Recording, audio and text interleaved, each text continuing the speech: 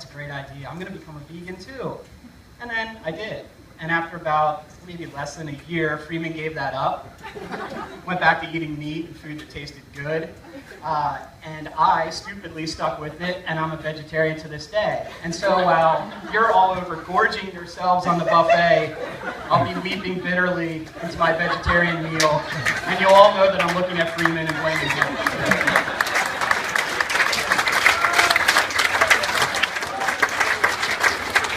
But that's not the toast I'm giving tonight. So I just want to make two quick observations about Freeman. The first is that he's one of the most selfless and loyal friends that anybody could ever hope to have. If you know Freeman, you know that he would literally drop anything and go anywhere to help a friend, even just to hang out with them. He's the kind of person that will send you a gift out of the blue just because he stumbled across something that he thought you would like. And he's a wonderful friend, no matter what kind of friend you are in return. And there's very few people that are selfless as Freeman is in the world today, I think. The second observation is that Freeman tends to throw himself totally and completely into the things that he loves. So just a few examples. When we began working at Old Country Buffet as dishwashers,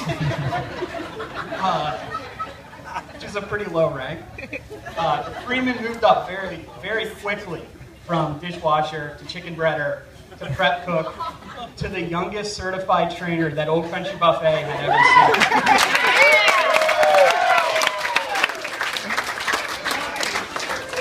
And the passion that Freeman had behind that dish machine still moves me to this day.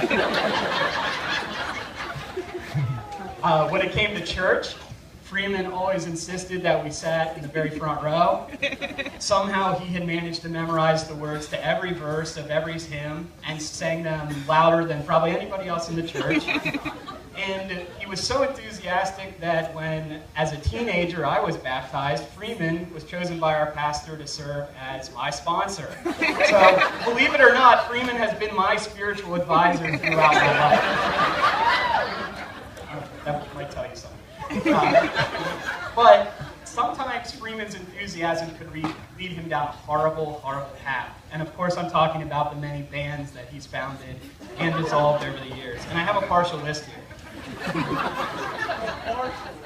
He began with the Skamericans back when ska was very popular.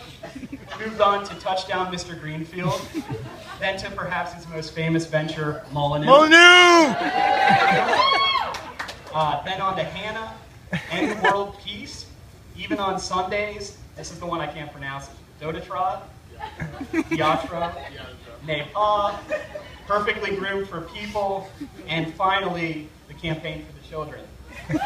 All of which were soundly rejected by the music community. However, when it comes to the things that matter the most, Freeman's passion and devotion is really wonderful to watch. We all know what a devoted father he is to Fletcher and Avie, always making sure they're having new and exciting experiences and really raising them to be individuals. And now, tonight, we get to see all the love and devotion and passion that he has for Sarah. And so I just want to wish Sarah and Freeman the best of luck and much love in their new marriage, and leave Sarah with the warning that if Freeman ever asks you to become a vegan, you should definitely just say no. Thank you.